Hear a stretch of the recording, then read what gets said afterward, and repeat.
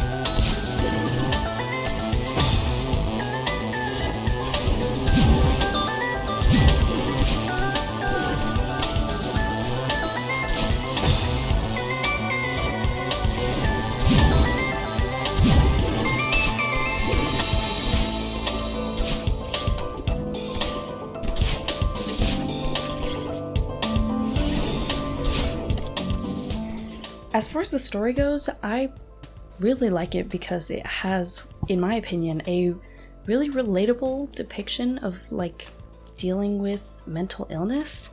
When you first meet Battleline, it's revealed that Battleline is just like a part of Madeline that's like in her head that's been separated and given a physical form, and Madeline calls her creepy looking when she first meets her, which I would like to disagree with because I think Battleline has a good design. I don't know, she doesn't feel creepy to me, but you know, it establishes this kind of cognitive dissonance that Madeline ends up feeling throughout the game because there's this other half of her that's doing all these things to mess her up. I mean, Battleline like intentionally antagonizes people, she sabotages Madeline on her way to the summit, and as someone who struggles with depression, it's very hard-hitting seeing Madeline struggle to accept Battleline as part of who she is and not just the evil version of her. And, you know, there's one point in the game where Madeline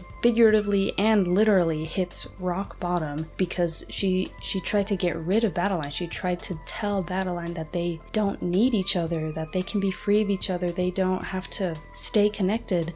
Not understanding that, you know, Battleline is a part of her, she can't just get rid of her, they have to work together and overcome their differences, and only after they reconcile and start working together can they both make it to the top of Celeste Mountain. So I just found the story very touching. It hit a soft spot for me and I thought it was good. So why do I regret playing Celeste? Okay, I'm not gonna lie, I may have used a little bit of clickbait in the title because the reason I regret playing Celeste is because Celeste is really hard. It's a really hard game, and okay, wait, in my defense, Celeste was my first ever 2D platformer, so I was very new to the genre. I didn't really know what I was doing. I was getting used to platforming in general, so you know, I did struggle with it a lot, and I wish I had known how much of a learning curve the game was gonna have, because say what you want about me, but For like the second half of the last level, I gave myself infinite dashes because I honestly don't think I could have finished the game if I hadn't done that. The game starts off like easy enough, you feel like you can really get the hang of it, you feel like you're getting it, and then the wind levels.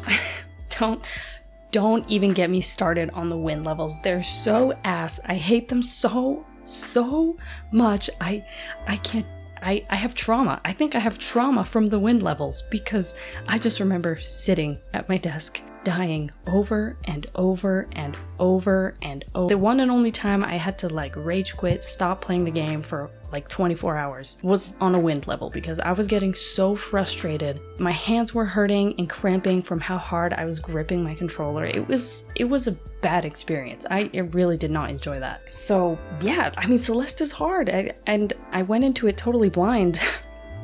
And I kind of wish I hadn't done that because I think I maybe would have tried a different platformer that was like easier for beginners, like something to help ease me into the genre instead of like jumping right in. And like I didn't really enjoy the latter half of the game as much as I think I could have if I hadn't spent so much time like frustrated over not being able to do the levels. So yeah, I guess the one silver lining in all of this is that I'm kind of better at platformers now, maybe?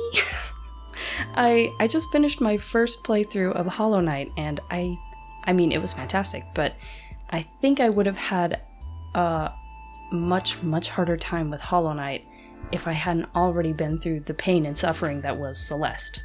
So at least there's that. I don't think Celeste is a bad game at all, but I also don't think I'm ever gonna try and play it again. I don't know, maybe a few years down the line once I've forgotten how much I really did not like the wind levels. If you're still here, thanks for listening to my little rant about Celeste and how I'm bad at it. I tried something new with this script in terms of like writing and recording. So hopefully, I don't know, we'll see how it turns out. But yeah, thank you so much for watching, and I hope you all have a wonderful day or night, and I'll see you in the next one. Bye! Oh, and also, this guy, he's annoying and I hate him.